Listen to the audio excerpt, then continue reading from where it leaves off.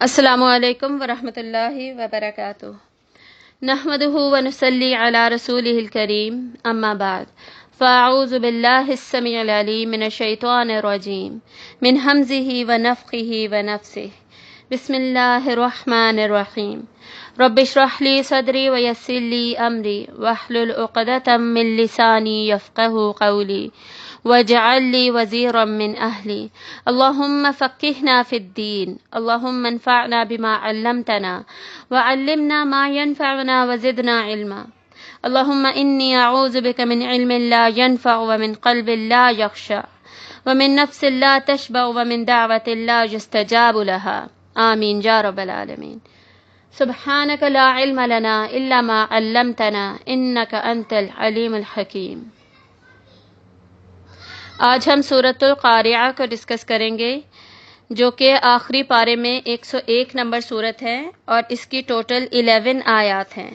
یہ سورت بھی مکی دور میں نازل ہوئی اور اس میں بھی اس پارے کی بیشتر صورتوں کی طرح انذار آخرت پر بات ہوگی، لیکن جو پوائنٹ آف ریفرنس ہے، ڈسکشن ہے، جس پوائنٹ پہ بیسکلی ہمیں ہمارا سارا دھیان منتقل کروایا گیا ہے، وہ بالکل نیا ہے، وہ اس پارے میں ڈسکس نہیں ہوا۔ البتہ باقی کچھ پاروں میں ضرور ڈسکس ہوا ہے، جیسے سورۃ الاعراف میں اس پر بات ہو چکی ہے آیات نمبر 8 اور 9 میں، اور سورۃ الکہف میں بھی اس کا ذکر آتا ہے، لیکن یہاں پر پوری کی پوری سورت ہی اس ایک پوائنٹ کو ڈیڈیکیٹ کر دی گئی، یعنی خصوصی طور پر صرف ایک پوائنٹ پر ہمارا سارا کا سارا دھیان مبذول کرایا گیا ہے، اور وہ پوائنٹ کیا ہے کہ اعمال کے وزن کی بنیاد پر جنت اور جہنم کے فیصلے ہوں گے۔ تو اعمال کون کون سے ہمیں دکھائے جائیں گے، یہ ہم نے سورۃ الزلزال میں پڑھا تھا کہ ایک ذرے کے برابر، ذرہ جس کو آج کل ایٹم میں ٹرانسلیٹ کیا جاتا ہے، it is translated into an atom, تو ایٹم ویٹ کے برابر بھی جو عمل ہوگا وہ بھی ہمیں دکھا دیا جائے گا۔ اب سارے اعمال دکھا دیے گئے، چاہے وہ اچھا چاہے برا۔ اس کے بعد اب ان اعمال کا ہوگا کیا؟ انہیں تولا جائے گا، یعنی ان کا ویٹ کیا جائے گا، نہ ہی ان کو گنا جائے گا کہ ان کی کوانٹیٹی چیک کی جائے، نہ ہی ان کا سائز دیکھا جائے گا کہ ان کی لینتھ کیا ہے، ان کی ویڈتھ کیا ہے، انچز میں انہیں میجر کیا جائے، نہیں، بلکہ ان کا ویٹ کیا جائے گا۔ اور ویٹ کس پر کیا جائے گا؟ میزان عدل پر، جس کا انشاءاللہ ہم اس صورت کے اینڈ میں جائزہ لیں گے اور اس کو ڈسکس کریں گے۔ اور ان اعمال کے ساتھ ساتھ ان کو کرنے کے لیے کتنی کوشش کی گئی، نیت کیسی تھی، سنت کا اتباع کتنا کیا گیا، یہ سب بھی دیکھا جائے گا، اور یہ سب بھی اس عمل کے وزن میں شامل ہوگا۔ جتنا زیادہ اخلاص ہوگا اتنا زیادہ عمل میں وزن بڑھتا جائے گا، اینڈ وائس ورسا۔ اور بھی مزید کون سی چیزیں ہیں جو کہ عمل کے وزن کو افیکٹ کرتی ہیں، اس پہ اثر ڈالتی ہیں، وہ بھی انشاءاللہ اس صورت کے اینڈ میں ڈیٹیل آ جائے گی۔ یعنی سورۃ الزلزال میں قیامت کا منظر بتا کے اعمال دکھانے کی بات ہوئی تھی، اور اس صورت میں بھی پہلے سیکشن میں قیامت کا منظر بتایا جائے گا، اور اگلے سیکشن میں پھر اعمال کو تولنے کی بات ہوگی۔ اور اس سے بالکل اوپر جو سورت ہے سورۃ العادیات، اس میں کیا بات ہوئی تھی؟ وہ کون سے لوگ ہیں جو کہ برا رزلٹ، جو کہ جہنم کو، جو کہ نار حامیہ کو ڈیزرو کریں گے، بیسیکلی جن کا انجام اچھا ہونے والا نہیں ہے۔ اور اس سے اگلی سورت التکاثر، اس میں بھی یہی ڈسکشن ہے، وہی لوگ کہ وہ کون سے ہیں جن کا انجام اچھا نہیں ہے۔ یعنی سورت العادیات اور سورت التکاثر کا ٹاپک بہت زیادہ آپس میں ملتا ہے، اور وہی دونوں لوگوں کا انجام اس صورت میں بتایا گیا ہے، اور سورت الزلزال اور سورت القاریہ کا ٹاپک آپس میں زیادہ میچ کرتا ہے۔ اس سورت کا نام القاریہ قیامت کے صفاتی ناموں میں سے ایک نام ہے، اور اس سے پہلے بھی ہم قیامت کے نام پر مختلف صورتیں پڑھ چکے ہیں، جیسے اسی پارے میں ہم نے پڑھی تھی سورت الغاشیہ، پھر اس سے پچھلے پارے میں ہم نے سورت القیامہ پڑھی اور سورت الحاقہ، اور اس سے پہلے ہم سورت الواقعہ بھی پڑھ چکے، سورت الرحمن کے بعد، تو یہ ٹوٹل 1 2 3 4 اور 5 صورتیں ہیں جو کہ قیامت کے نام پر قرآن مجید میں موجود ہیں۔ اس ورڈ کی ڈیٹیل کیا ہے وہ انشاءاللہ ابھی ہم دیکھیں گے۔ پہلے اس کے موضوع کو ڈیفائن کر لیتے ہیں. اس صورت کا ٹاپک ہوگا، دھیان سے سنیے گا، عالم ظاہر کا بے وزن ہونا اور عالم باطن کا وزن بڑھ جانا. تو دونوں جو عالم ہیں ان کی وزن کی صورتحال قیامت کے دن کیا ہوگی، یہ اس صورت میں آپ دیکھیں گے. پہلا سیکشن ہوگا آیت نمبر 1 سے 5 تک، جس میں عالم ظاہر کے جو کا ہر چیز کا، اس میں موجود ہر چیز، چاہے وہ پہاڑ ہے، زمین ہے، درخت ہے، انسان ہے، سب بے وزن ہو جائیں گے.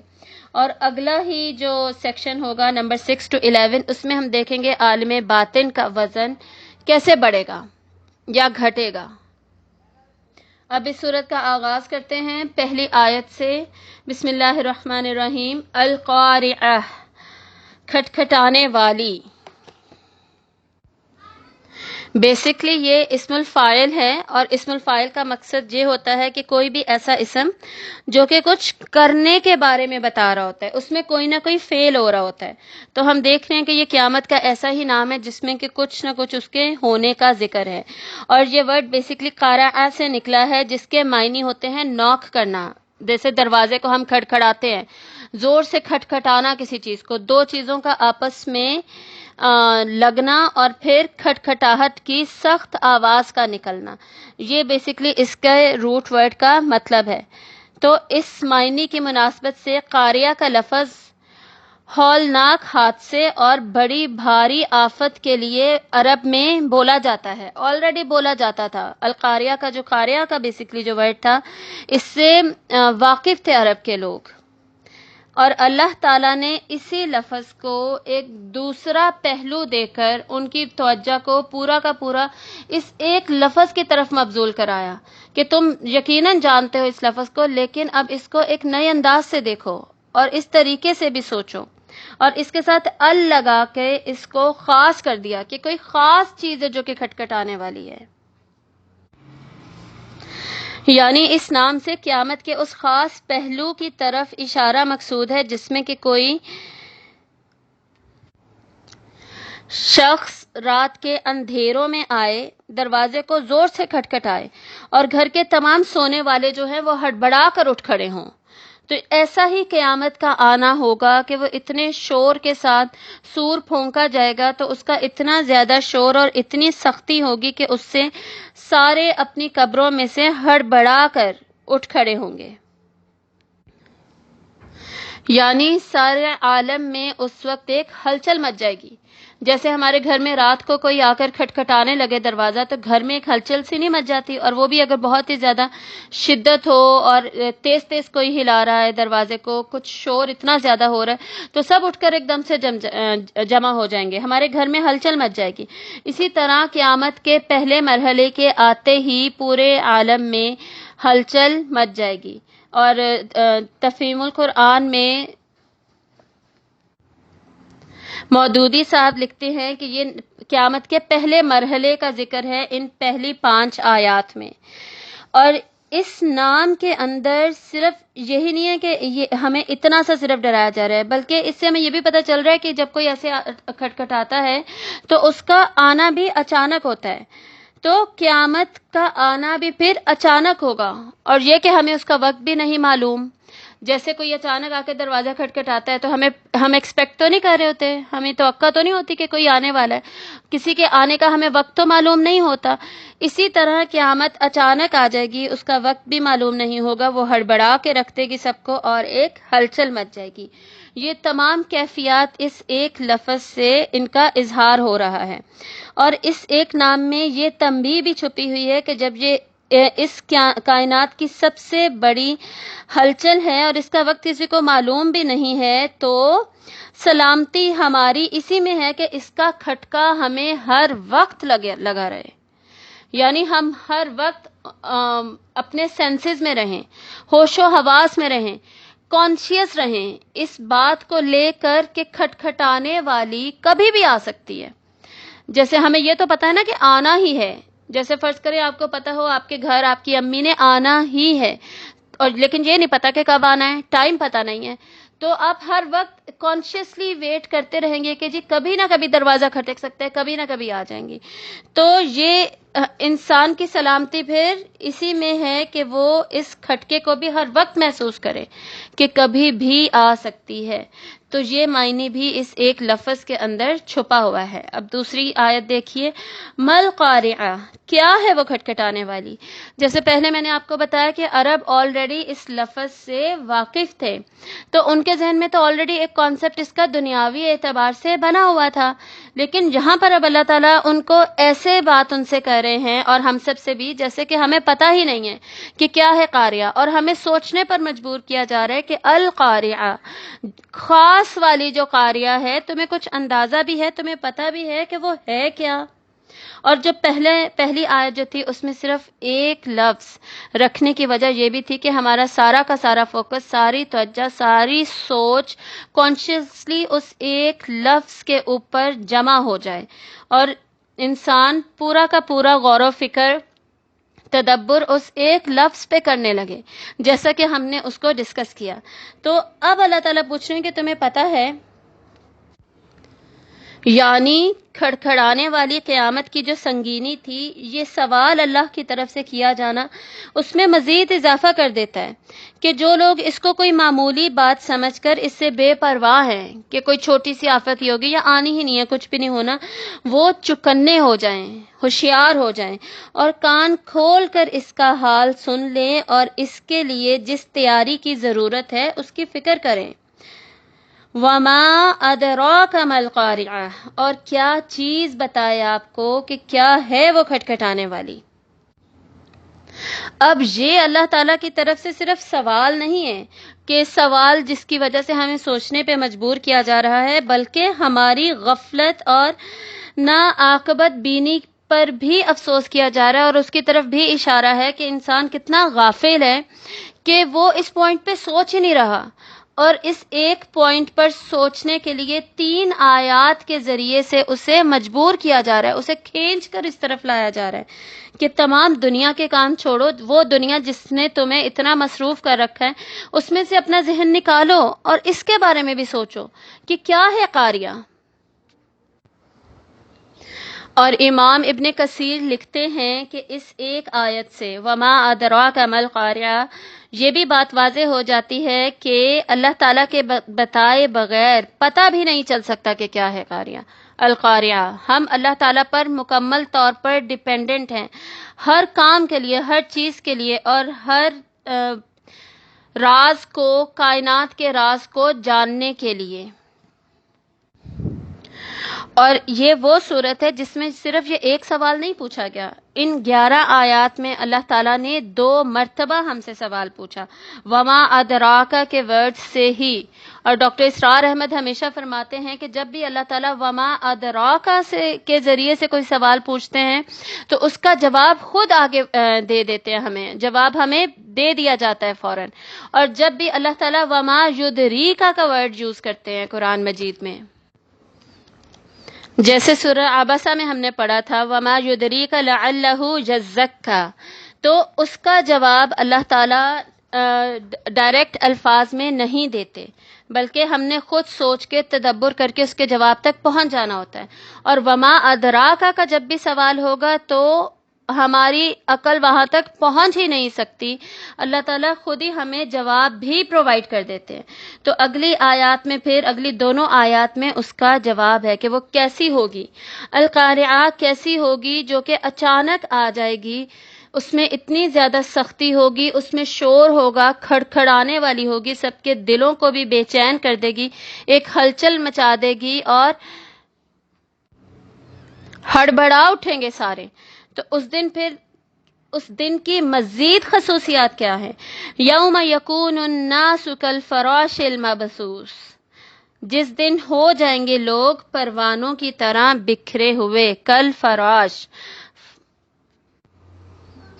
فراش فراشہ کی جمع ہے جس کا بیسکلی مطلب ہے پروانہ، اور یہ اس میں جنس کے طور پہ آیا ہے، اس لیے آگے سنگولر اور میسکولین مذکر ورڈ یوز ہوا ہے اس کی صفت کے طور پہ المبثوث، یعنی بالکل بکھرے ہوئے. یعنی جب یہ عظیم حادثہ برپا ہوگا جس کے نتیجے میں دنیا کا سارا نظام درہم برہم ہو جائے گا، تو اس وقت لوگ گھبراہٹ کی حالت میں ادھر ادھر بھاگ رہے ہوں گے، بالکل اسی طرح جیسے کہ روشنی پر آنے والے پروانے ہر طرف منتشر ہو رہے ہوتے ہیں، اور ان کا فوکل پوائنٹ کیا ہوتا ہے؟ سارے پروانے اتنے زیادہ کثرت میں ہوتے ہیں، کمزور ہوتے ہیں، اور مسلسل ایک ہی پوائنٹ کی طرف آ رہے ہوتے ہیں، اور وہ ہوتے ہیں روشنی۔ تو یہی حال ہوگا اس دن انسانوں کا، بالکل پروانوں کی طرح کہ کثرت میں ہوں گے، انتہائی کمزور ہوں گے، اور گھبراہٹ کے عالم میں بھاگ دوڑ رہے ہوں گے، کسی ایک ہی طرف سارے کے سارے جا رہے ہوں گے، جیسے سورہ یاسین میں ہم پڑھتے ہیں نا، ان کانت الا صیحۃ واحدۃ فَإِذَا هُم مِّنَ الْأَجْدَاثِ إِلَىٰ رَبِّهِمْ يَنْسِلُونَ، اپنی قبروں میں سے نکل کر اپنے رب کی طرف ینسلون، بھاگ رہے ہوں گے، دوڑ رہے ہوں گے۔ اور ہم نے یہاں پر تو پروانوں سے ان کو تشبیہ دی گئی ہے، انسانوں کو سورہ قمر میں ہم آلریڈی پڑھ چکے ہیں، آیت نمبر 7 میں، خُشَّعًا أَبْصَارُهُمْ، جھکی ہوئی ہوں گی اس دن ان کی نگاہیں، یعنی شرمندگی کے مارے نگاہیں جھکی ہوئی ہوں گی، اپنے اعمال کا بوجھ محسوس ہو رہا ہوگا۔ یخرجون من الاجداث، وہ نکلیں گے اپنی قبروں میں سے، کأنہم جراد منتشر، جیسے کہ منتشر بکھری ہوئی ٹڈیاں ہوں۔ تو سورۃ القمر میں اسی صورتحال کو، انسانوں کی اس سچویشن کو ٹڈیوں کے ساتھ تشبیہ دی گئی ہے، اور ٹڈیاں بھی ایسے ہی موو کرتی ہیں، تیز تیز ایسے بکھری ہوئی، جب بہت زیادہ ایک جگہ پر جمع ہوں، نظر آ رہا ہوتا ہے کہ ان میں اتنی زیادہ گھبراہٹ ہے، پریشانی ہے۔ اور یہی حال پروانوں کا ہوتا ہے بارش کے بعد، جب وہ تیزی میں گھوم رہے ہوتے ہیں، پھر رہے ہوتے ہیں، تو ان میں بھی گھبراہٹ صاف نظر آ رہی ہوتی ہے۔ تو یہ انسان کا حال ہوگا اس دن۔ اور سورۃ الزلزال میں تو ہم آلریڈی پڑھ چکے ہیں ریسنٹلی ہی، وقال الانسان ما لها، اور انسان کہے گا اسے ہوا کیا ہے، یعنی وہ زمین و آسمان، قیامت کے آنے کی سچویشن جس کی وجہ سے زمین بھی ہل کے رہ جائے گی، اور ان کا اپنا یہ حال ہوگا، سب پریشان ہو رہے ہوں گے اور کہیں گے کہ اسے ہوا کیا ہے۔ اور وہی سورہ یاسین کی آیت جو ہم نے پہلے سورہ زلزال میں بھی پڑھی تھی، اس میں بھی کفار کا خصوصاً یہ نقشہ کھینچا گیا ہے۔ قالوا من بعثنا من مرقدنا، وہ کہیں گے کس نے اٹھایا ہے ہمیں ہمارے سونے کی جگہوں میں سے، ہم جہاں پہ آرام فرما رہے تھے، سو رہے تھے، اس میں سے ہمیں کس نے نکال دیا، کس نے اٹھا دیا۔ تو یہ سب گھبراہٹ کی جتنی بھی نشانیاں ہیں، وہ سب قرآن مجید میں لوگوں کی بیان کی گئی ہیں، کہ بیسیکلی جب نفخۃ الاولیٰ پھونک دیا جائے گا، ظاہر ہو جائے گا، نفخۃ الثانی، نفخۃ الاخری کی یہاں پر بات ہو رہی ہے، پھونک دیا جائے گا، اس کے بعد انسان ایک دم سے اٹھے گا، تو اس کی کیفیات، اس کے جذبات، اس کی گھبراہٹ، اس کی صورتحال کیسی ہوگی، کیا ہوگا۔ اور صرف انسان کی ہی بات نہیں ہے، اگلی آیت میں دیکھیے، وَتَكُونُ الْجِبَالُ كَالْعِهْنِ الْمَنفُوشِ، اس سے پہلے پروانوں کی جو کمزوری کی بات ہوئی تھی، تو انسان جیسے ہم نے پہلے بھی بات کی تھی، بالکل بے وزن ہو چکا ہوگا۔ بے وزن مطلب اس کی اپنی کوئی حیثیت نہیں ہوگی، اس وقت اس کی کوئی فضیلت نہیں ہوگی، کوئی اس کو امپورٹنس دینے والا نہیں ہوگا۔ اور اصلاحی صاحب لکھتے ہیں کہ اس وقت وہ بالکل اکیلا ہوگا، نہ کسی کے ساتھ اس دن اس کا خاندان قبیلہ ہوگا، نہ ہی کسی کی کوئی جماعت جمعیت ہوگی، نہ ہی کوئی شرکا، کوئی شفعاء ہوں گے جن پر کہ لوگ اعتماد کر سکیں، یا کرتے تھے کہ جی یہ ہماری مدد کر دیں گے۔ اس وقت، اس دن ہر کوئی متفرق ہوگا، بالکل الگ الگ۔ سورۃ المومنین میں بھی اسی سے متعلق بات ہوتی ہے، فَإِذَا نُفِخَ فِي الصُّورِ فَلَا أَنْسَابَ بَيْنَهُمْ يَوْمَئِذٍ، پھر جب سونگ پھونک دیا جائے گا تو نہیں ہوں گے ان کے درمیان آپس کے کوئی بھی نسبی رشتے اس دن، یعنی سب کچھ اس دن، سارے رشتے، سب کچھ ختم کر دیا جائے گا۔ سورۃ المؤمنون اور سورۃ المعارج میں آلریڈی ہم پڑھ چکے ہیں، وَلَا يَسْأَلُ حَمِيمٌ حَمِيمًا، کوئی گہرا دوست کسی گہرے دوست کو بھی نہیں پوچھے گا تمہارا کیا حال ہے، تم ٹھیک ہو، تمہیں کسی چیز کی ضرورت تو نہیں، کوئی کسی کی ضرورت کے بارے میں کنسرنڈ نہیں ہوگا، ہر کوئی ہر ایک سے بالکل بے پرواہ ہوگا۔ اور اس کے بعد پھر پہاڑوں کی بات ہوتی ہے. وَتَكُونُ الْجِبَالُ كَالْعِهْنِ الْمَنفُوشِ, اور ہو جائیں گے پہاڑ رنگین روئی کی طرح, دھنکی ہوئی. عہن جو ہے یہ کلرڈ روئی کو, کاٹن کو ہی کہا جاتا ہے جو رنگین روئی ہوتی ہے. اور پہاڑوں کو رنگین روئی کے ساتھ کیوں تشبیہ دی جا رہی ہے؟ کیونکہ پہاڑ بھی اللہ تعالیٰ نے مختلف رنگوں کے بنائے ہیں. اتنے زیادہ رنگوں کے پہاڑ دنیا میں موجود ہیں کہ ہم دیکھ کر اللہ تعالیٰ کی قدرت پر حیران ہو جاتے ہیں. المنفوش, منفوش مطلب کہ جیسے روئی کو دھنکا جاتا ہے, ایک پروسیس میں سے گزارا جاتا ہے کہ اس کا ایک ایک دھاگا بالکل الگ ہو جائے, ریشے ریشے کی طرح, اور وہ پھول جائے. اس طرح بالکل الگ ہوئی ہوئی رنگین روئی کی طرح پہاڑوں کا حال ہوگا. اور یہاں پر پہاڑوں کا حال ہی کیوں بیان کیا جا رہا ہے؟ کیونکہ جب بھی کفار و مشرکین کے سامنے قیامت کا ذکر کیا جاتا تو بہت سارے سوال جو وہ پوچھا کرتے, ان میں سے مین کوسچن یہ بھی ہوتا کہ یہ اتنی بڑی مخلوق, یہ پہاڑ, یہ کیسے ہو سکتا ہے کہ یہ ختم ہو جائیں؟ یہ تو اپنی جگہ سے ہلتے بھی نہیں ہیں, ایسے جکڑے ہوئے ہیں. اور ان لوگوں کا تو پہاڑی سفر بھی بہت زیادہ ہوتے تھے نا, یہ لوگ تو اپنے ارد گرد ہر وقت پہاڑ دیکھتے تھے. ہم اتنا زیادہ پہاڑوں کو دیکھتے نہیں ہیں, اس لیے ہم ان کے بارے میں اتنا سوچتے بھی نہیں ہیں, لیکن ان کے سامنے تو ہر وقت ہوتے تھے, اس لیے فوراً ان کے ذہن میں پہاڑ آتے تھے اور پہاڑوں کے بارے میں وہ سوال بھی کرتے تھے. جیسے سورۃ طٰہٰ آیت نمبر 105 میں آتا ہے, وَيَسْأَلُونَكَ عَنِ الْجِبَالِ, اور وہ سوال کرتے ہیں آپ سے پہاڑوں کے بارے میں. فَقُلْ يَنسِفُهَا رَبِّي نَسْفًا, تو کہہ دیجئے ان کو اکھاڑ دے گا میرا رب. اکھاڑ دینا یعنی جس حقیقت میں شدت سے اکھاڑا جاتا ہے کسی چیز کو کھینچ کر, اس طریقے سے پہاڑ اکھاڑ کر پھینک دیے جائیں گے, ختم ہو جائیں گے.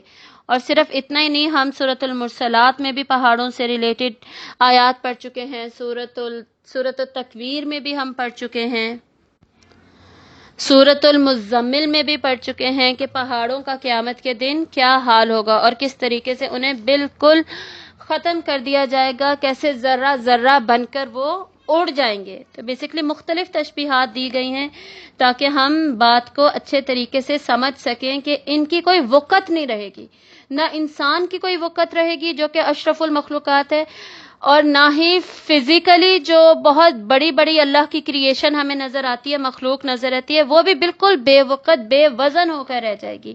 روئی کا کوئی وزن نہیں ہوتا. اسی طرح پروانے انتہائی کمزور ہوتے ہیں, ان بالکل بے وزن سے محسوس ہوتے ہیں, نظر آتے ہیں.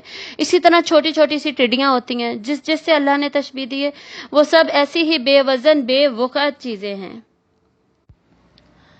تو یہ تھا ہمارا فرسٹ سیکشن آیت نمبر 1 سے 5 تک, جس میں ہم نے دیکھا کہ قیامت کا دن کتنا زیادہ اہم ہے ہماری لائف میں, اور خصوصاً جب آ جائے گی تو اس کی ویلیو ایک دم سے ہمیں محسوس ہوگی.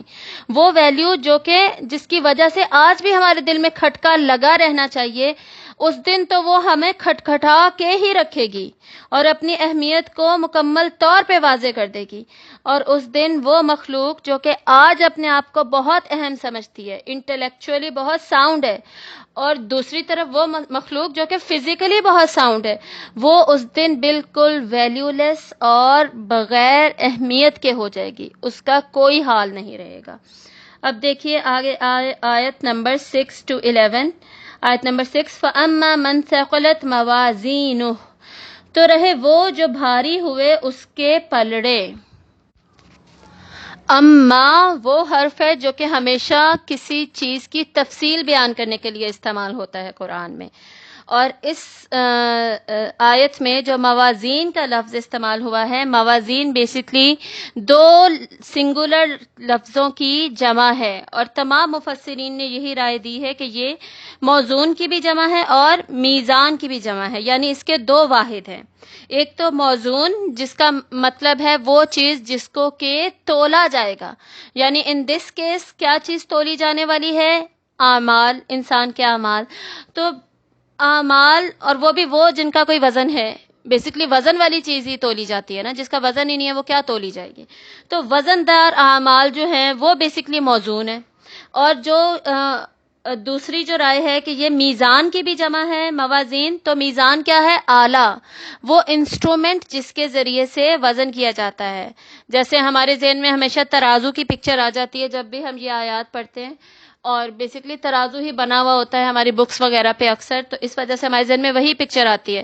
حالانکہ جو اب ریسنٹ ویٹ مشینز ہیں جیسے میگنیٹک جس میں ٹیکنالوجی ہے یا الیکٹرانک ٹیکنالوجی ہے، وہ سب بھی ہمارے ذہن میں یہ پڑھ کر آنا چاہیے، کیونکہ کام تو وہ بھی میزان کا ہی کرتی ہیں. جو کچن سکیلز ہم لوگ کچن میں یوز کر رہے تھے وہ کیا کرتے ہیں؟ وہ بھی تو تول ہی رہے ہوتے ہیں نا، اس چیز کا ویٹ ہی چیک کر رہے ہوتے ہیں ہم اس کے اوپر جو بھی چیز رکھتے ہیں. تو میزان کیا ہے؟ An instrument that will measure the weight. اور میزان کو فردر ایک اور معنی میں بھی ایکسپلین کیا گیا ہے تفہیم القرآن میں، وہ ہے وزن. ایک تو ہو گیا نا ترازو آلہ جو ہے، دوسرا وزن جو ہے چیز کا.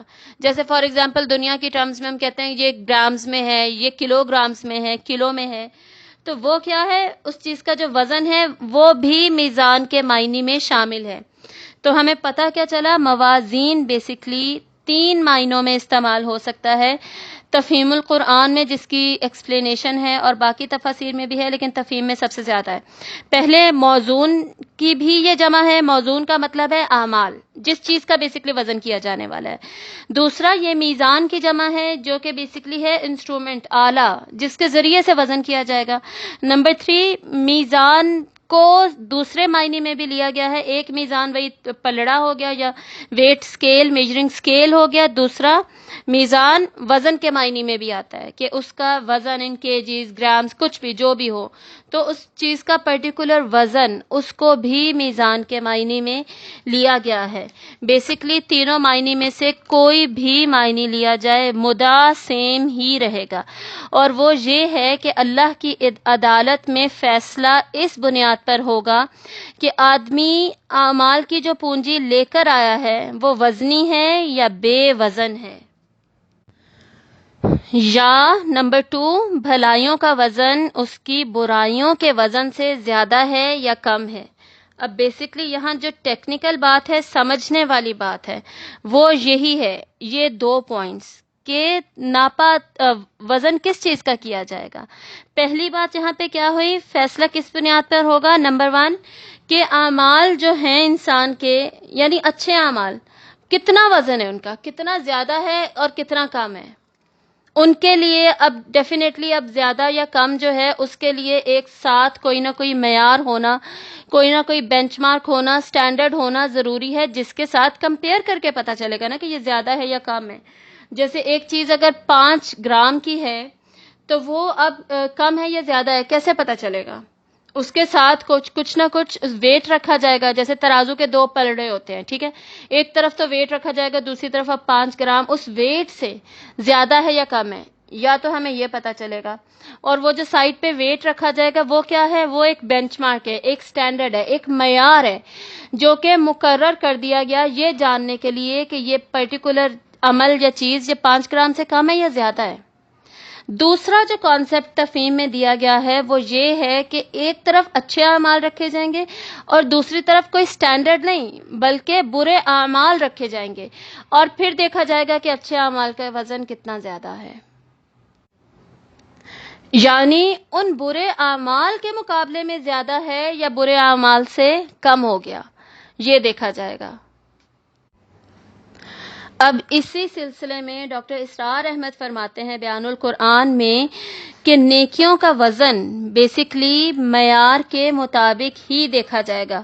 اور وہ معیار کیا ہوگا؟ اعمال کے لیے معیار کیا ہوگا؟ اب فزیکل چیزوں کے لیے تو ہم جانتے ہیں کہ وہ گول سرکل سے بنے ہوئے ہوتے ہیں، سٹونز ٹائپ کے بھاری بھاری، جن کے اوپر ویٹ لکھا ہوا ہوتا ہے. جب بھی ہم یہ فروٹ مارکیٹس وغیرہ میں جاتے ہیں تو وہاں پہ ہمیں پاکستان وغیرہ میں تو نظر آ جاتی ہیں یہ چیزیں، ان کے اگینسٹ ناپا تولا جا رہا ہوتا ہے.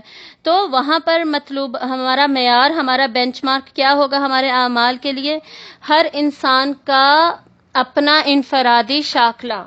اور شاخلہ کیا ہے؟ شاخلہ بیسکلی 2 چیزوں کا مجموعہ ہے.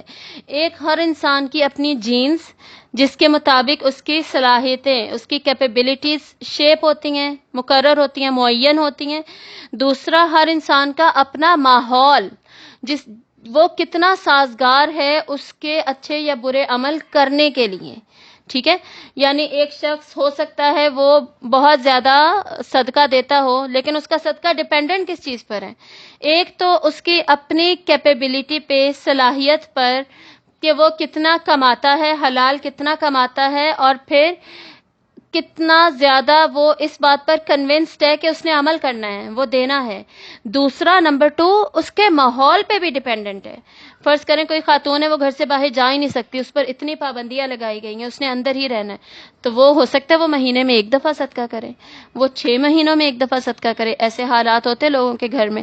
تو یہ صرف میں نے ایک ایگزامپل دی ہے چھوٹی سی، اس طرح ایگزامپل ہم بہت ساری باتوں پہ، بہت سارے اپنے اعمال کو ان ایگزامپلس کے تھرو ہم دیکھ سکتے ہیں۔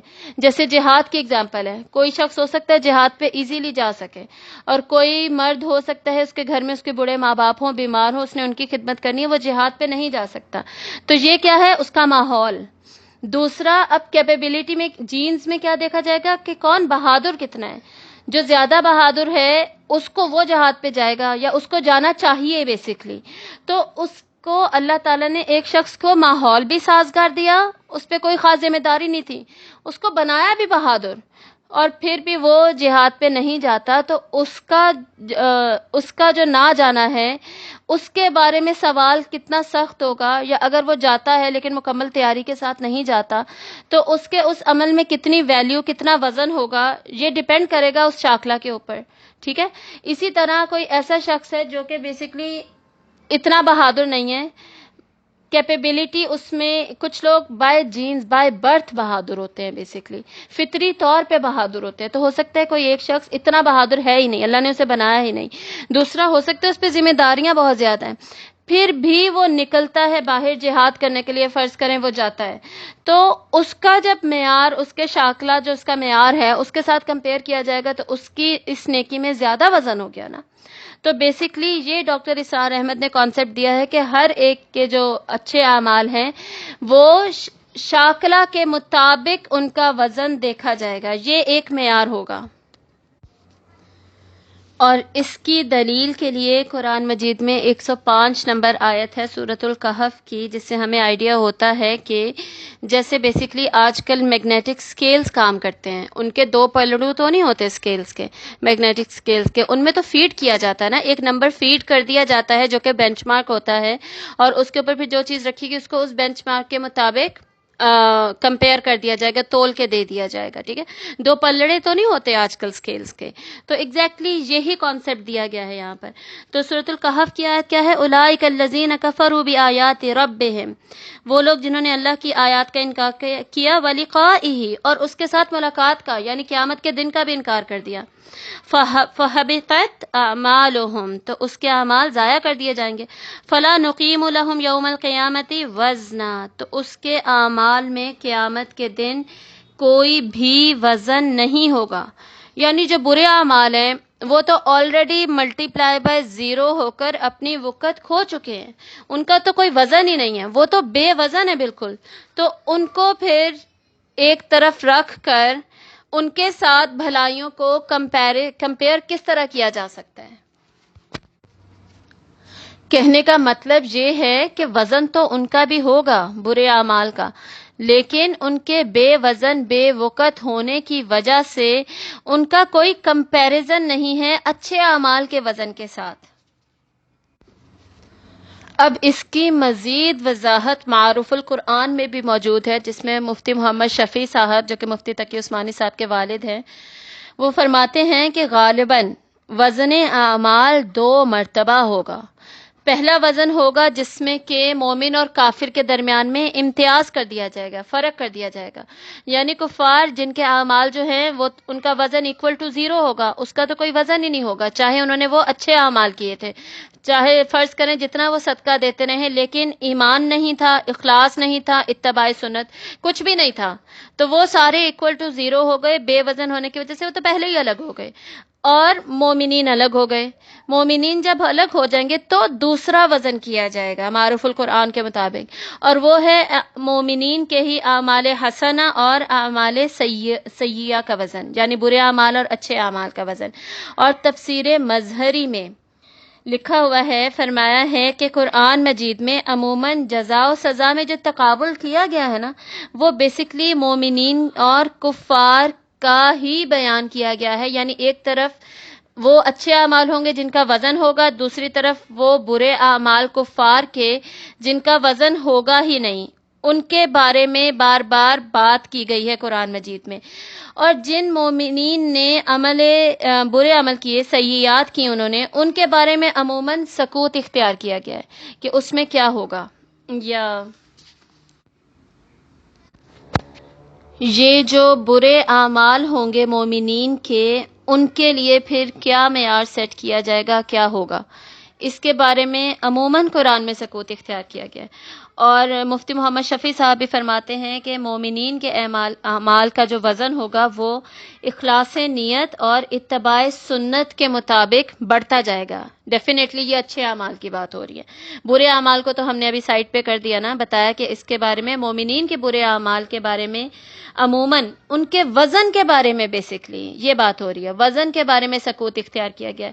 جو اچھے اعمال ہوں گے ان کا وزن بڑھتا جائے گا یا گھٹتا جائے گا، ڈیپینڈنگ اپون اخلاص نیت کتنا تھا اور اتباع سنت کتنی تھی. اور مفتی محمد شفیع صاحب بھی فرماتے ہیں کہ اس صورت میں پہلے والے وزن کا تذکرہ ہے. پہلا والا وزن کون سا؟ وہ جس میں کہ بیسکلی مومنین اور کفار کے درمیان میں امتیاز، فرق کر دیا جائے گا. تو اب دوبارہ اس آیت کی طرف آتے ہیں. تو فَأَمَّا مَنْ ثَقُلَتْ مَوَازِينُهُ، تو رہا وہ جو اس کے پلڑے بھاری ہو گئے، یعنی اس کے اعمال اس کے اپنے معیار کے مطابق زیادہ ہو گئے، کراس کر گئے. فَهُوَ فِي عِيشَةٍ رَاضِيَةٍ، تو وہ ہوگا اپنی پسندیدہ زندگی میں، یعنی عیش و عشرت میں ہوگا، جو چاہے گا پائے گا، جو خواہش کرے گا اس کی پوری کی جائے گی. سکون، آرام، آسائشوں میں ہوگا، لگژریز میں ہوگا. عیشا کا مطلب عموماً زندگی کیا جاتا ہے، لیکن یہ بیسکلی عیش و عشرت والی زندگی کو کہا جاتا ہے کہ جس میں کسی قسم کی کوئی مسئلہ، کوئی پرابلم نہ ہو. مزید اس لفظ کی تفصیلات میں آرام دہ ہونا، کمفرٹ لیول بھی شامل ہے. یعنی ایسی زندگی ہوگی جس میں صرف اور صرف کمفرٹ ہی کمفرٹ ہوگا، آرام ہی آرام ہوگا. کوئی مسئلہ، کوئی پریشانی، کوئی دکھ تکلیف، کوئی ناراضگی، کسی قسم کا کوئی دکھ، کوئی ہلکی سی بوریت، اکتاہٹ، کچھ بھی ایسا نہیں ہوگا، بلکہ ایکسائٹمنٹ ہوگی اور انسان کی ہر خواہش پوری کی جائے گی. اور جنت کی زندگی کیسی ہوگی اس سے متعلق ہم بہت ساری صورتیں پڑھ چکے ہیں. سورۃ الرحمن، سورۃ الواقعہ، اس سے پہلے سورۃ یاسین، پھر سورۃ الدہر، اور لاسٹ پارے میں سورۃ النبا اور سورۃ الغاشیہ. ان سب میں بہت خوبصورت ڈسکشن آتی ہے جنت کی. تو جب بھی جنت کا ذکر آئے تو ان صورتوں کو اپنے مائنڈ میں ضرور تازہ کیا کریں. وَأَمَّا مَنْ خَفَّتْ مَوَازِينُهُ، اور رہے وہ جو ہلکے ہوئے اس کے پلڑے، سنگولر کی بات ہو رہی ہے. تو وہ شخص جس کے پلڑے بیسکلی ہلکے ہو گئے. موازین کا مطلب یاد ہے نا، یا تو اعمال اس کے ہلکے ہو گئے، یا پھر پورا کا پورا آلہ جو انسٹرومنٹ تھا، پلڑا تھا، وہ ہلکا ہو گیا، یا پھر ان کا وزن ہلکا ہو گیا. 3 معنی یہاں پر لیے جا رہے ہیں اور تینوں کا مدعا سیم ہی ہے، مطلب سیم ہی ہے، بات ایک ہی پروف کی جا رہی ہے. تو اب جس کے اعمال ہی بیسکلی ہلکے نکلے، اس کا کیا بنے گا؟ فَأُمُّهُ هَاوِيَةٌ، تو اس کی ماں ہوگی ہاویہ.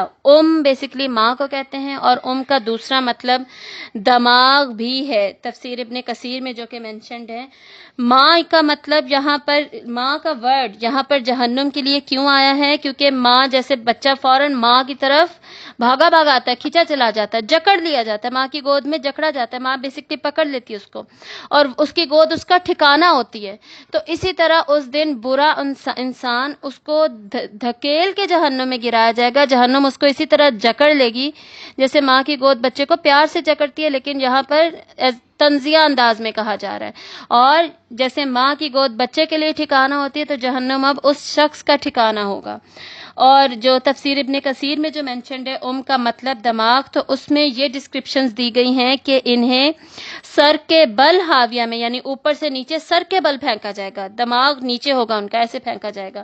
اور اس سے پہلے ہم سورۃ الحاقہ میں بھی پڑھ چکے ہیں کہ انہیں سر کے بالوں کے پکڑ کر بال پکڑ کر کھینچ کھینچ کر بالوں سے گھسیٹ کر فرشتے جہنم میں پھینکیں گے. اور تیسرا مطلب انہوں نے وہ سیم بیان کیا ہے کہ یہ ان کے لیے قرار گاہ، ان کا اصلی ٹھکانہ ہوگا. جسم میں بیسکلی ہمارے پوری باڈی کا اصل دماغ ہے. تو اسی طرح جہنمیوں کا اصل کیا ہوگا؟ ہاویہ. فَأُمُّهُ ہاویہ. ہاویہ کیا ہے؟ ہاویہ بیسکلی ہوا سے نکلا ہے، جس کے معنی ہوتے ہیں اونچی جگہ سے نیچی جگہ کی طرف گرنا. تو ہاویہ بیسکلی بہت گہری کھائی کو کہا جاتا ہے. جہنم پھر ایک انتہائی گہری کھائی ہوگی، اور وہ بھی مزید ڈسکرپشن کے لیے اللہ تعالیٰ آگے بتا رہے ہیں کہ کھائی بھی کیسی. وما ادراک ما ہیا، اور کیا چیز آپ کو بتائے کہ وہ ہے کیا. ما ہیا، ہیا جو ہے وہ بیسکلی پروناؤن ہے، ضمیر ہے، وہ مؤنث ضمیر جو کہ ہاویہ کی طرف جا رہی ہے. ہاویہ اٹ سیلف بھی مؤنث کا ورڈ ہے، جہنم بھی اٹ سیلف مؤنث ہی ہے. تو لیکن ہیا کے آگے ہے کیوں ایڈ کی گئی ہے؟ اس کو علماء کرام نے لکھا ہے یہ ہائے سخت ہے، سختے والی ہے بیسکلی. اور اس کا مقصد کیا ہوتا ہے؟ انسان کو اچنبے میں ڈالنا. یعنی ضمیر سے جس چیز کی طرف اشارہ کیا جا رہا ہے اس کے میگنیچیوڈ، اس کی اہمیت کو یہاں پہ واضح کیا جا رہا ہے. وہ ہے کیا؟ کیا تمہیں پتہ بھی ہے کہ وہ ہے کیا؟ یعنی اس کو ایزی مت لو، ہلکا مت لو. ہے کیا یہ؟ نارن حامیہ. خالی کھائی نہیں ہے کوئی، صرف یہ نہیں ہے کہ بس گہری ہے، بلکہ آگ سے بھری ہوئی ہے، اس میں آگ ہے بھڑکتی ہوئی. اور یہ کیسی ہوگی بھڑکتی ہوئی آگ؟ صحیح بخاری میں حدیث موجود ہے کہ جو دنیا کی آگ ہے نا، وہ جہنم کی آگ کا صرف 70واں حصہ ہے.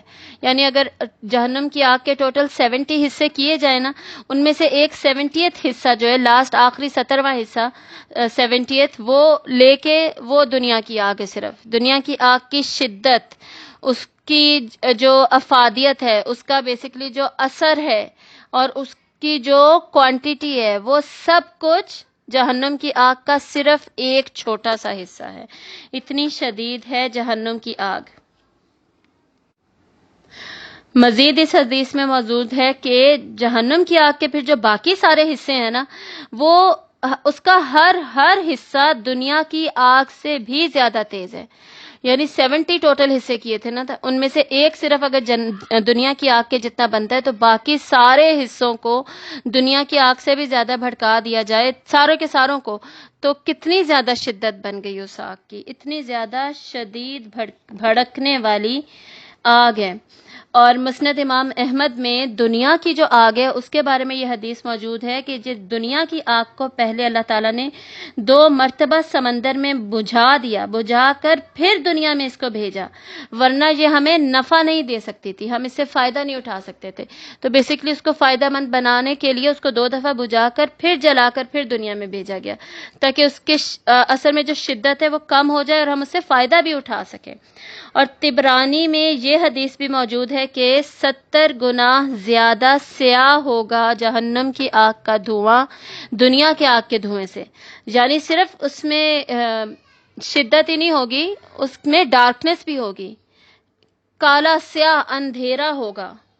اور ترمذی اور ابن ماجہ میں حدیث موجود ہے کہ جہنم کی آگ پہلے 1000 سال تک جلائی گئی تو اس کا رنگ سفید ہو گیا، اس کے بعد اس کو مزید 1000 سال تک کے لیے جلایا گیا تو اس کا رنگ شدید سیاہ ہو گیا. اسی لیے عذاب جو ہے، اب یہ جہنم کا جو عذاب ہے، بیسکلی آگ جو اس کی ہے، وہ سخت سیاہ اور اندھیرے والی ہے. صحیح مسلم اور صحیح بخاری میں ایک اور حدیث موجود ہے کہ جہنم کی آگ نے اللہ تعالیٰ سے شکایت کی کہ یا اللہ، میرا ایک حصہ دوسرے حصے کو کھائے جا رہا ہے. تو اللہ تعالیٰ نے اسے 2 سانس لینے کی اجازت دی، ایک سردی میں اور ایک گرمی میں. سخت سردی جو ہم پاتے ہیں وہ اس کا سرد سانس ہوتا ہے، اور جو سخت گرمی ہم پاتے ہیں وہ اس کا گرم والا سانس ہوتا ہے. تو اب یہ ساری آیات حدیثیں ہمیں بیسکلی بتاتی ہیں اس آیت کی ڈسکرپشن کہ کیسی خوفناک بھڑکتی ہوئی آگ ہوگی وہ آگ. اب ہم دنیا کی آگ کو بھی صرف دیکھ لینا، اس میں بھی خدا نخواستہ جلنا یا اس کو بھی برداشت کرنا یا ہمارا ایک بال جائے کہ انگلی کا پور بھی اس میں کچھ اس کو بھی کچھ ہو جائے تو ہماری برداشت سے وہ باہر ہوتا ہے، ہم اس کو برداشت نہیں کر سکتے. تو وہ آگ جو کہ اس آگ سے اتنی زیادہ خوفناک اور شدید ہے، اتنی زیادہ بھڑکنے والی ہے، اس کو ہم کیسے استعمال کر سکتے ہیں، کیسے برداشت کر سکتے ہیں، اس کو اپنے لیے ہم کیسے چوز کر سکتے ہیں، ہم وہ رستہ کیسے اپنے لیے چوز کر سکتے ہیں جو کہ اس آگ کی طرف لے کر جا رہے ہیں. اگر میں دنیا میں کسی کو یہ بتاؤں کہ بھائی فار ایگزامپل کوئی مال ہے، اب میں ویسے ایگزامپل دینے کے لیے نام لے رہی ہوں، بیسکلی نام لیں تبھی ہمیں ریئلائز ہوتا ہے، فیل ہوتا ہے کہ کتنی کلوز ٹو ریالٹی یہ بات ہے.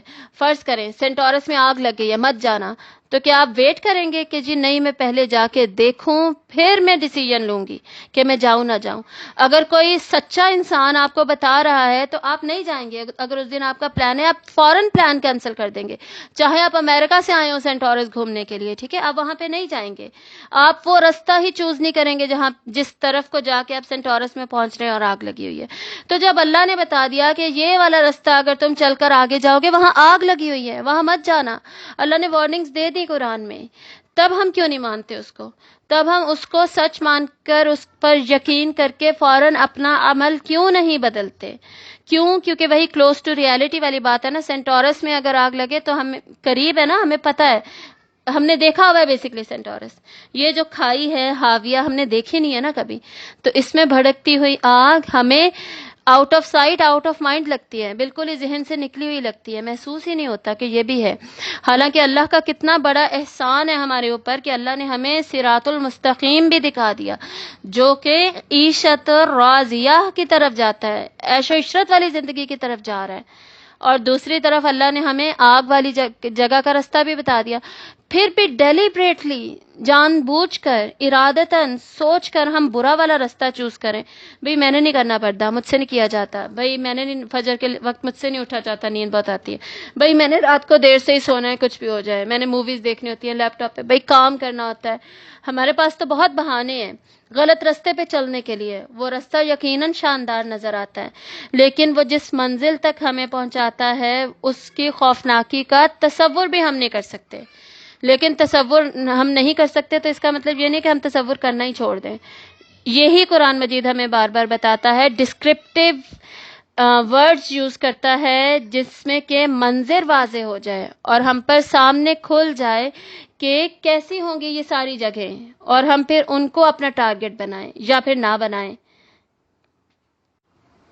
اسی لیے قرآن میں بار بار قیامت پر صرف ایمان ہی نہیں بلکہ یقین کی بات آتی ہے. جس کو یقین ہے نا قیامت آئے گی اور یہ دو طرح کے انجام ہیں، وہ بھی اپنا عمل نہ بدلے، وہ بھی ساری نمازیں نہ پڑھے، وہ بھی روزے نہ رکھے، زکوٰۃ نہ دے، حج نہ کرے، اپرچونٹی ہوتے ہوئے وہ دنیا پورا ورلڈ ٹور کر رہا ہے لیکن حج نہیں کر رہا، عمرہ نہیں کر رہا، اور مسلم کنٹری میں رہتے ہوئے پردہ نہیں کر رہے. چلو ویسٹرن کنٹریز میں اللہ تعالیٰ وہی بات ہوگی نا، ان کا عمل ان کے شاکلہ کے مطابق اللہ تعالیٰ ان سے پوچھیں گے، ان کے ماحول کے مطابق اس سے پوچھا جائے گا کہ تم نے پردہ کیوں نہیں کیا. ہمیں تو ہمارا تو ہوش اڑ جانا چاہیے یہ بات سوچ کے جب اللہ تعالیٰ کہیں گے بھائی تم تو مسلم کنٹری میں رہتی تھی، تمہیں تو کوئی مسئلہ بھی نہیں تھا، تم تو کر سکتی تھی، تو تم نے کیوں نہیں کیا؟ تمہیں اتنی کیا پرابلم تھی؟ تمہیں تو پولیس نہیں آ کے پکڑی تھی، تم پہ تو بین نہیں لگا ہوا تھا، تمہیں تو کوئی کچھ نہیں کہہ رہا تھا، منع نہیں کر رہا تھا، تم پہ تو باؤنڈریز نہیں، رکاوٹیں نہیں تم پہ لگائی جا رہی تھی، تمہیں کیا ہوا تھا؟ اور بیسکلی جو لوگ بہانے کرتے ہیں نا پردہ نہ کرنے کے، بالکل بیس لیس بہانے ہوتے ہیں کہ جی آپ پرومیننٹ ہو جاتے ہیں، پتہ نہیں آج کل سارے ہی بغیر پردے کے جا رہے ہوتے، تو صرف میں کروں گی تو پتہ نہیں سب کی نظر میں آ جاؤں گی، یہ وہ فلاں ماموں نے تانا دے دیا، چچا نے تانا دے دیا. بھائی یہ کیا چیزیں ہیں؟ یہ تو اتنی چھوٹی چھوٹی سی بات ہے، یہ تو کچھ بھی نہیں ہے. سب اگر نہیں کر رہے تو ہم بھی نہ کریں، یہ تو کوئی وجہ نہیں ہے اللہ تعالیٰ کے احکامات کو نہ ماننے کی.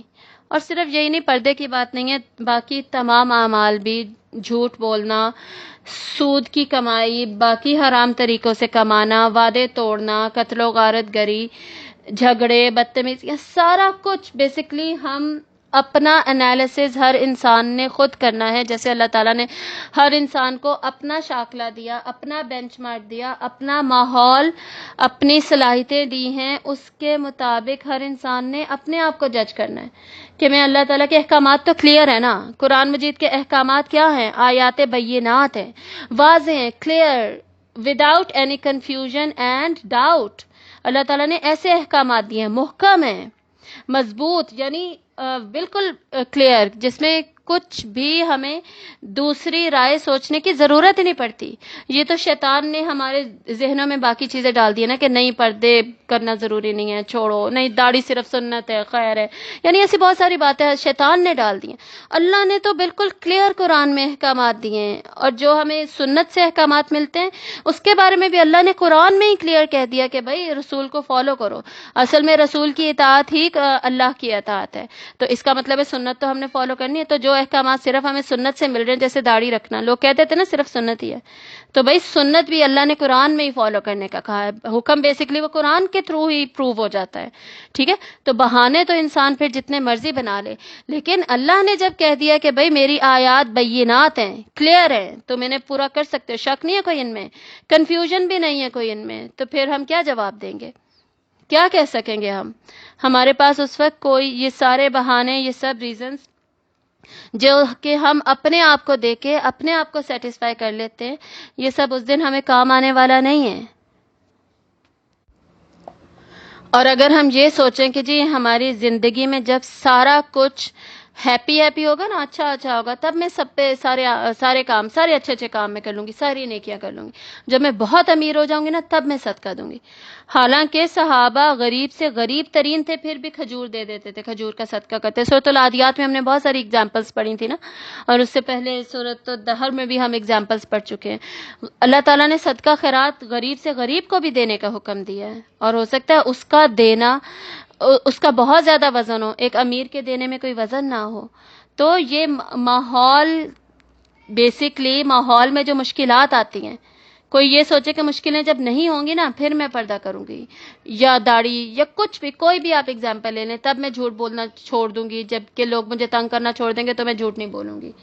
جب بیسکلی لوگ جھگڑا نہیں کریں گے تو پھر میں بھی آگے سے جواب دینا چھوڑ دوں گی. ایسی بہت ساری چیزیں جن کو ہم نے دوسروں پہ ڈیپینڈنٹ کیا ہوا ہوتا ہے. تو یہ یاد رکھیے گا کہ ہمارا ماحول پورا کا پورا سازگار نہیں ہو سکتا.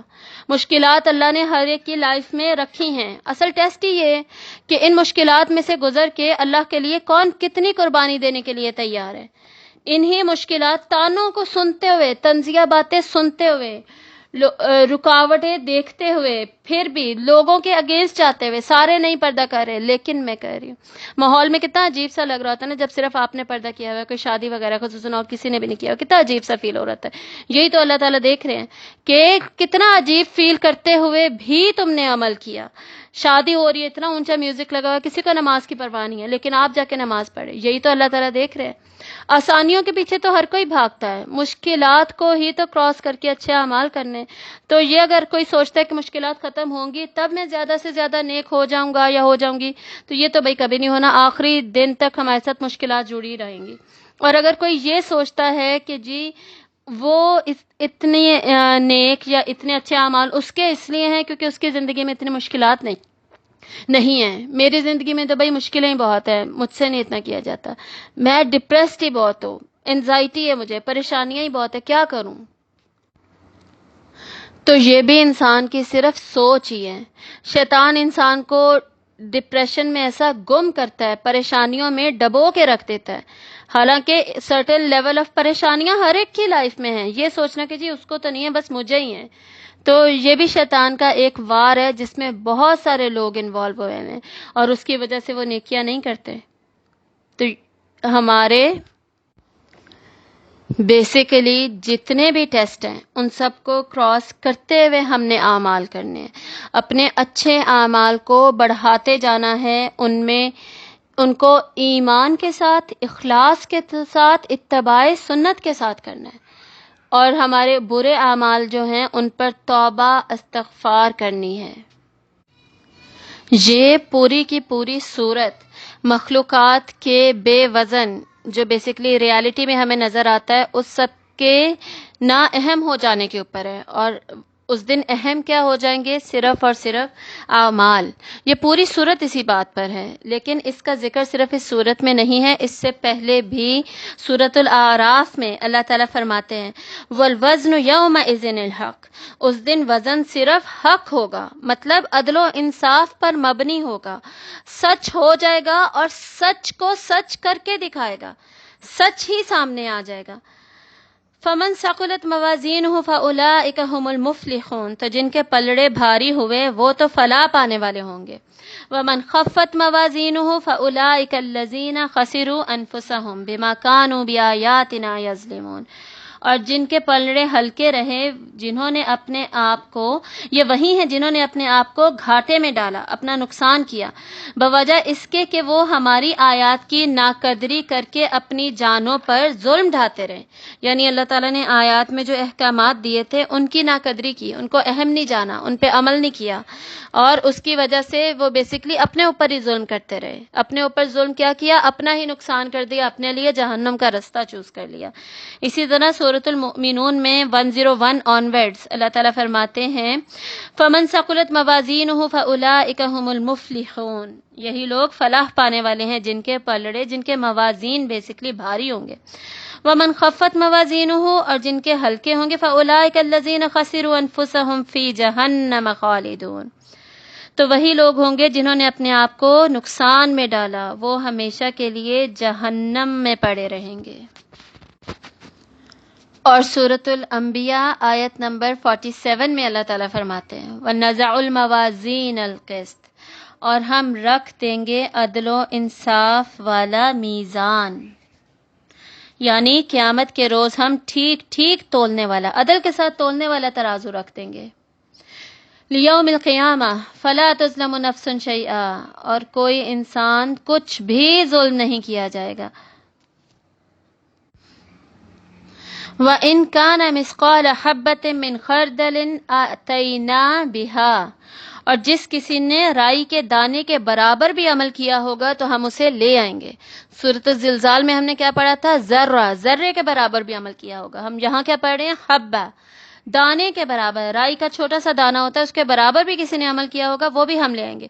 وَكَفَى بِنَا حَاسِبِينَ، اور حساب لگانے کے لیے ہم کافی ہیں۔ اس کے ساتھ ہی اس سورت کا اختتام ہوتا ہے، ہم مکمل کرتے ہیں اس کو، اور اس کے پڑھنے کے بعد اب ہمارے دل میں ہر وقت کھٹکا لگا رہنا چاہیے کہ یہ کھٹکھٹانے والی قیامت کبھی بھی آ سکتی ہے، اور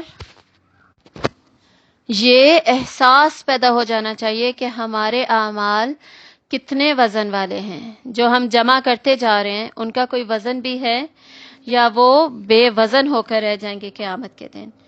وآخر الدعوانا ان الحمد للہ رب العالمین۔ سبحانک اللہم وبحمدک، اشہد ان لا الہ الا انت، استغفرک واتوب الیک۔ السلام علیکم ورحمۃ اللہ وبرکاتہ۔